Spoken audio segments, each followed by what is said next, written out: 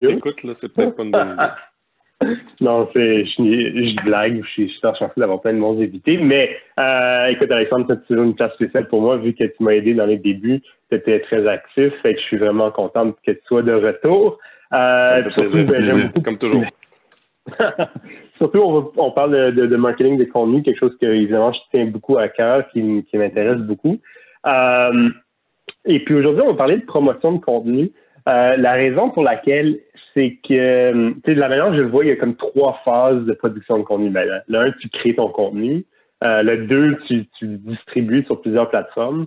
Puis là où un peu aussi même ta bibliothèque de contenu entre en jeu, dont on a parlé il y a quelques semaines, dont on a parlé il y a quelques semaines. Mais après, il y a la promotion du contenu parce que, tu sais, quand on parle de distribution, on parle de blog, on parle de YouTube, on parle de Facebook.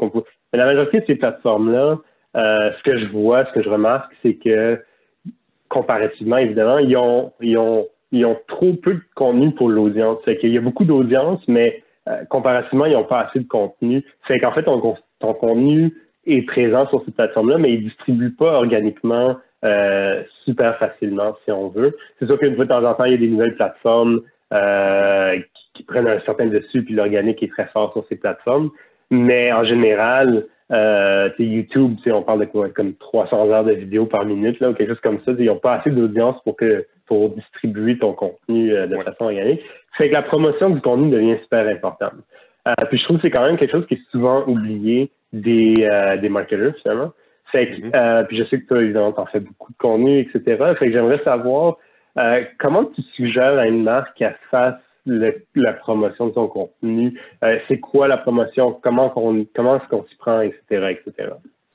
Bien, la première chose qu'il faut garder en tête, c'est le dosage de l'effort. Il y a, puis je pense que c'était hier, je lisais un article de Rand Fishkin, puis qui était chez Moz avant.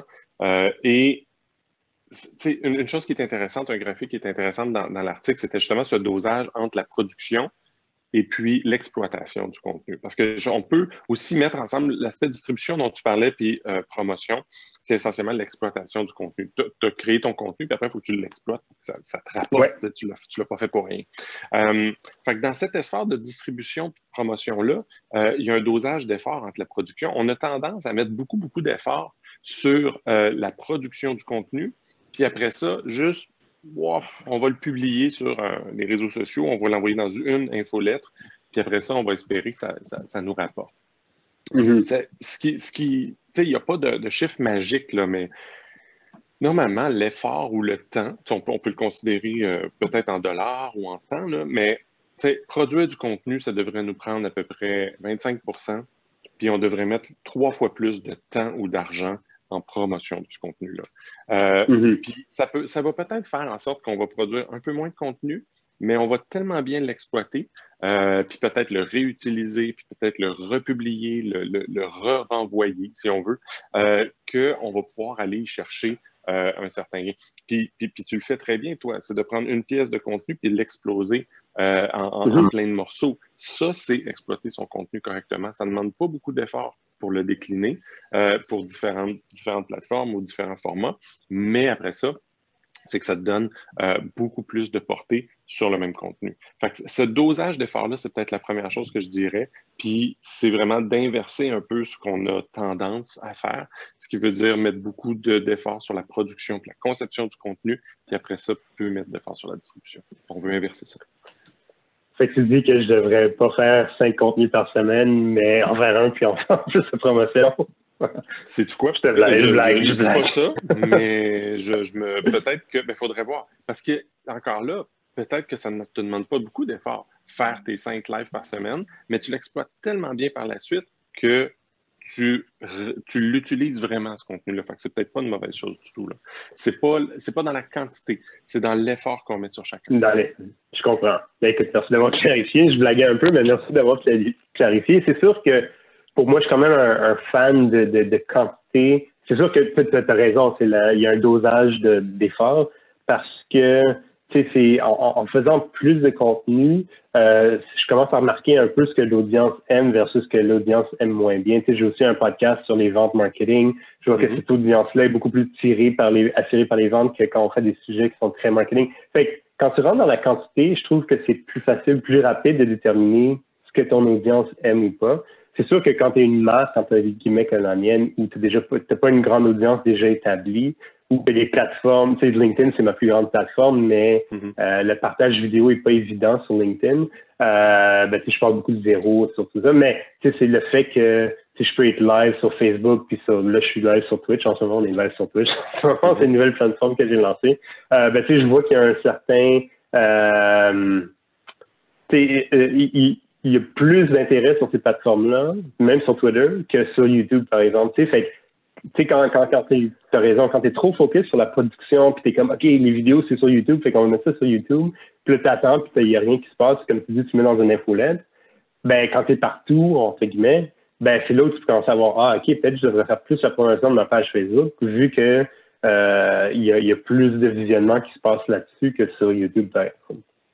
Bien, les efforts de promotion doivent aussi être, le mot est un peu cliché puis galvaudé, là, mais doit être un peu agile. Ce qui veut dire qu'il faut quand même que, tu sais, admettons là, qu'on fait un split 25-75. 25 en production. Mais ton premier 25% que tu vas mettre sur la promotion, il faut que tu fasses des tests. Tu vérifies. Tu le déposes à certains endroits, tu regardes qu'est-ce qui marche, tu regardes qu'est-ce qui ne marche pas, parce que tu veux te faire des ajustements puis développer certains insights pour la deuxième moitié du budget total que tu vas mettre sur cette pièce de contenu-là. Donc, il faut que tu sois capable de t'ajuster. Tu fais un petit achat média sur Facebook, un petit achat média sur LinkedIn, tu regardes juste la réaction, tu regardes, es-tu satisfait de ton coût par vue de landing page ou ton coût par conversion. Si tu ne l'es pas, tu ajustes ça. Tu ne vas pas reproduire une pièce de contenu. Tu vas juste aller ajuster de la façon dont tu t'en fais la promotion. Puis peut-être qu'en bout de ligne, tu vas te rendre compte que cette pièce de contenu-là n'était pas bonne. Puis tu vas reproduire quelque chose d'autre, puis tu vas te réajuster à ce moment-là. Mais faire la promotion, c'est le gros de la job. C'est vraiment le gros de la job. C'est ça qui est difficile des fois. C'est tentant de produire un nouveau contenu, un nouvel article, faire une nouvelle publication en texte sur LinkedIn, etc. Mais il faut trouver une façon de bien balancer ça. Oui, puis je pense que tu as dit deux choses qui sont super intéressantes. Là. De un, peut-être que tu as remarqué que ton contenu n'est pas bon. C'est là où ça revient à... Puis je sais que c'est pas disponible à tout le monde, mais l'idée de produire beaucoup de contenu parce que finalement, tu es moins dépendant d'un morceau de contenu, d'un item de contenu qui risque de bien performer ou pas. Fait qu'il y a ça. Et de deux, là, tu parlais de publicité, Facebook, Facebook, LinkedIn et autres. Fait que quand on parle de promotion, on parle vraiment de mettre des dollars médias pour faire la promotion d'un compte, pas les rejoindre une audience un peu plus grande. C'est ce que tu dis finalement, c'est ça? Oui, parce que ça va en prendre. Parce que faut pas se leurrer, la portée organique, c'est pas ça qui va t'amener beaucoup. Là. Tu peux réussir à te bâtir, à coup de publication quotidienne, tu peux réussir à te bâtir une portée organique, mais du jour au lendemain, ça peut tomber. Donc, il faut quand même que encore là, c'est un jeu de balance. Il faut que tu mettes un peu de médias idéalement, puis tu peux te baser sur l'organique aussi qui peut t'amener de l'excellente portée. Il y a des marques qui ont très, très bien réussi à ce niveau-là, mais il faut toujours que tu sois prêt à ajouter un petit peu de médias, surtout si tu es en mode acquisition. Parce que si tu es en mode fidélisation, ben là, c'est sûr que tu as ton audience qui est existante. Mais si tu es plus en acquisition, ça va se faire beaucoup par l'achat média ou peut-être par le bouche-à-oreille. Tu peux faire la promotion de ton contenu par le bouche-à-oreille. L'article de Rand Fishkin dont tu parlais hier, c'était très intéressant. C'était cette notion d'ambassadeurs qui ne sont pas nécessairement des clients, mais qui sont des gens influents qui vont recevoir ton contenu puis qui vont sûrement le publier eux-mêmes, y faire référence, le mentionner. Ça devient une espèce de mégaphone qui va t'amener ça. Puis tout ça, c'est de l'organique ou du... j'ai envie d'utiliser social, mais pas dans le sens réseaux sociaux, mais c'est de la relation humaine. Fait que tu développes une relation avec certaines personnes, puis tu peux aller plus loin par la suite. Non, c'est ça. Et puis, oui, je suis d'accord. Puis c'est ça qui est intéressant, c'est que en fait, moi, j'ai oublié ce que je voulais dire. Je sais que c'est super intéressant. Mais non, ce qu'en fait, c'est ça. Ce qui est intéressant, c'est que dans son budget, dans son budget de temps ou d'efforts ou quoi que ce soit de contenu. C'est ça, on met beaucoup d'efforts sur la production, que ce soit même jusqu'en beaucoup de budget de post-production, peut-être un peu en distribution, mais après, on ignore souvent la production. Je pense qu'il y a certaines compagnies aussi qui sont structurées de même. Là. Tout ce qui est l'achat média, c'est dans un autre département que le contenu. Fait que là, bon, on peut pas en faire parce que là, le budget média est déjà alloué pour, mettons, du lead generation ou quoi que ce soit. Fait que, mais c'est important quand on produit du contenu de se dire, ben, il y a quand même un bucket qui va être nécessaire pour que mon contenu se fasse distribuer. Ah, c'est ça que je voulais dire. C'est que je connais en fait quelqu'un qui, elle a bâti une énorme audience sur LinkedIn parce qu'elle faisait beaucoup de vidéos. Puis là, du jour au lendemain, LinkedIn a changé son algorithme pour dévaluer la vidéo. Puis là, finalement, elle avait des vidéos qui avaient des 10 000, 20 000 vues. Puis là, c'est rendu, il y en a vraiment, maintenant, c'est comme 3-4 vues. Là, c'est vraiment pathétique. Ouais, c'est pour ça que c'est important de... Quand on fait de la promotion du contenu, d'utiliser plusieurs méthodes, plusieurs tactiques en parallèle, juste au cas, parce qu'on est quand même... tu sais, j'adore l'expression building a house on rented land. C'est très dangereux. Donc, se bâtir une audience exclusivement sur du terrain loué, qui est essentiellement une audience réseaux sociaux, c'est extrêmement dangereux. Il faut toujours qu'il y ait, dans la promotion du contenu qu'on fait, une mécanique qui fait en sorte qu'on va essayer de faire l'acquisition d'adresses courriels. En ce moment, c'est un peu donc du first party data. Donc, l'acquisition d'adresses courriels qui est le plus facile, mais après ça, il y a d'autres façons il y a un petit peu, pas beaucoup d'autres data qu'on peut aller chercher, mais peut-être aussi, là, t'sais.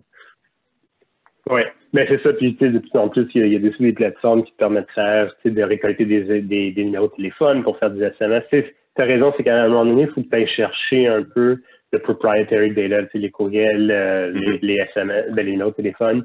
Parce que tu as raison. Sinon, toutes les plateformes sont en fait louées. Là. Puis, oui, tu peux constamment aller à la recherche d'une nouvelle plateforme, mais je pense qu'à la base, il faut que tu puisses aller chercher du proprietary data, mais aussi, comme on disait, allouer du budget média pour aller rejoindre son audience, que ce soit sur Facebook, LinkedIn ou même le guichet là, de Québécois, etc. C'est pour pouvoir aller chercher ton audience qui ne va pas voir ton contenu de façon organique.